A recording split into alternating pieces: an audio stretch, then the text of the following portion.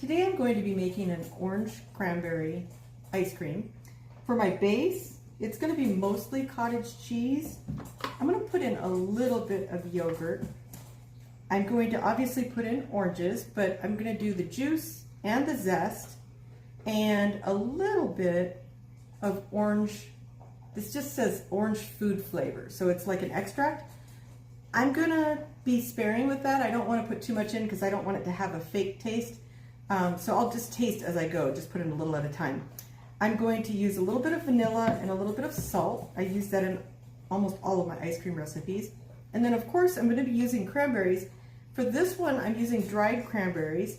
I'm going to cook them in rum and then mix them in so there'll be little bits of flavor in the orange base.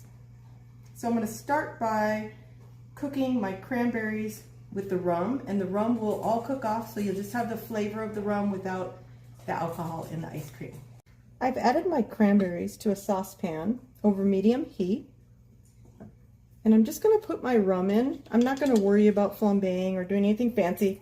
I'm just going to add a little bit of rum to kind of soak the cranberries, get them a little bit cooked. They're not really going to be cooked, but they're going to absorb a little bit of the flavor of the rum. I'm just going to let that sit there. It smells really good. I'm going to actually add a little bit more rum because I don't see that it's coated enough. So maybe 2 cupfuls of rum. In the whole pint and a half, it's not going to make any difference. Plus, it's going to be cooked off. But I don't want it to taste like rum ice cream. I want it to taste mostly like the oranges and the cranberries with just a hint of rum flavor. So I'm going to let that cook for about 5 minutes and then just let it sit there. Now my cranberries have cooked down. The rum is either evaporated off or absorbed in. It smells really good, so those are ready to go. Now I'm ready to make my ice cream base. So I'm going to start with a Ninja CREAMi Deluxe container. I'm going to add orange juice. You can use orange juice from the store or you can squeeze your own. I squeezed the juice of 2 oranges, so I'm going to start with that. The order doesn't matter, but I'm just doing it in this order so I can see what I need to add, how much I need to add. I never measure anything, but I just kind of eyeball it. So I definitely know I want all of that orange juice to go in there. I'm going to put cottage cheese in, and this is 2 cups. I'm just going to plop that right in.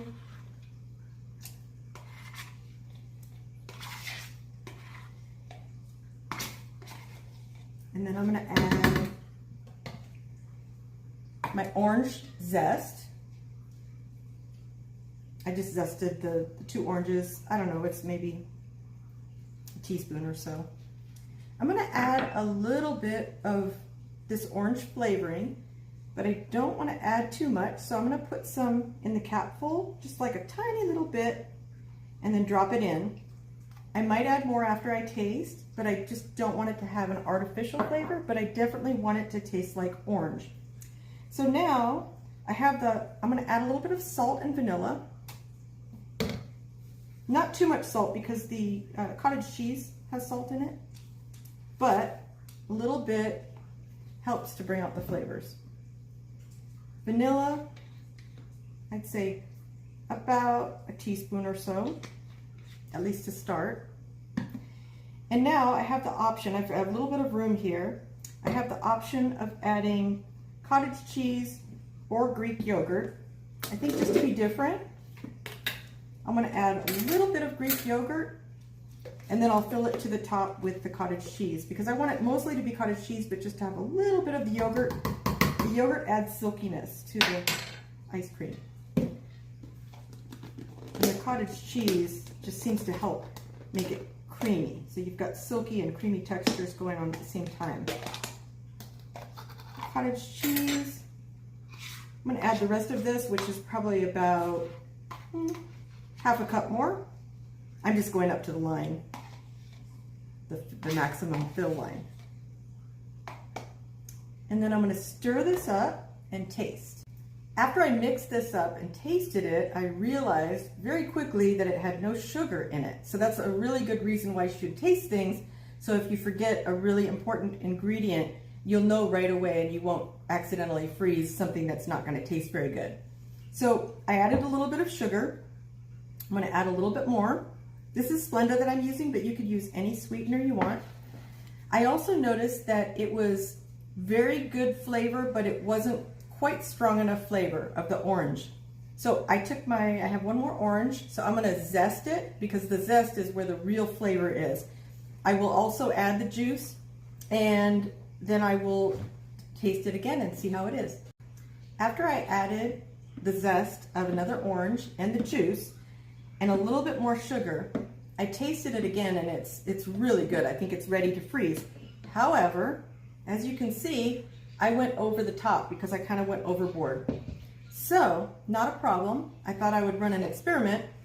I'm going to blend half of it and put cranberries in, whole cranberries in to freeze without the rum. And then the other, I'm going to freeze just like it is without any cranberries, and I'll wait to do the cranberries as a mix-in. So that's going to tell me two things. It's going to tell me when it's best to put the cranberries in, and also it'll tell me the texture of the ice cream, which one is better, blended, and I'm just using a bullet to blend, or just leaving it whole curd cottage cheese and letting the machine do its work. All right, I think we're ready to freeze. I've got one set that is just one container that has just the cottage cheese and all the orange flavorings and everything, unblended, no cranberries. I'm going to add those tomorrow on the mix-in setting. And then I've got this one that's been blended. It's nice and smooth. I'm going to add maybe like a tablespoon or two of cranberries. Mix that up, and I'm going to freeze both of them, and we'll see what we have tomorrow. I've got my two frozen bases. One of them's blended, one of them's unblended. I'm going to blend them both, and I have a special treat today. My brother is coming from Seattle, and he's volunteered to do a taste test. So after these are blended, he's going to come over and give me his honest opinion on if they're good, if they're bad, which one's better. After one pass through, this is frosty, which is totally normal.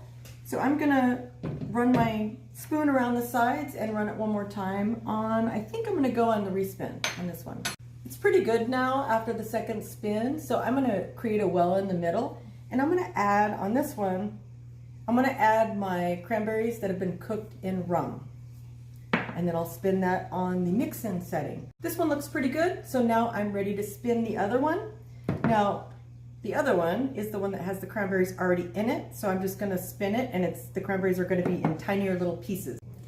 My brother is here to do a taste test.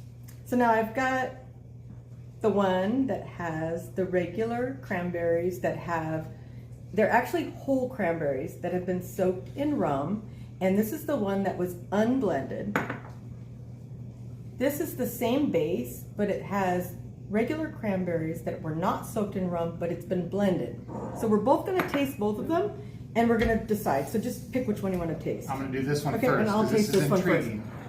And we're just going to give our honest opinion.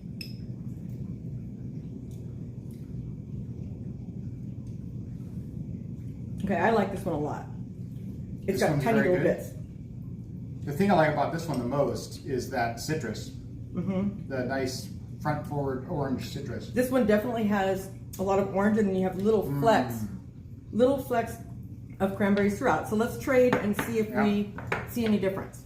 So that one didn't taste exceptionally smooth to me, and it was supposed to be smooth because that one's the one that was blended. This one's better. This one's a lot better. I will agree. Okay, the one that was not blended is smoother. Is that odd? Right? That one's a little chunky. I think what it is that the bite-sized cranberries work in your mouth. You get that cream that surrounds your tongue, and then you chew on the cranberry. It could be little flecks. This one, the flecks just kind of interfere. They cause like little bumps. Oh, yeah. Okay, but both good, but definitely the one that was unblended. Go for the mix-ins. And it has rum in the. We like the rum in the cranberries. Yes. Okay, all right. both good. She's awesome. Brotherly love or sisterly.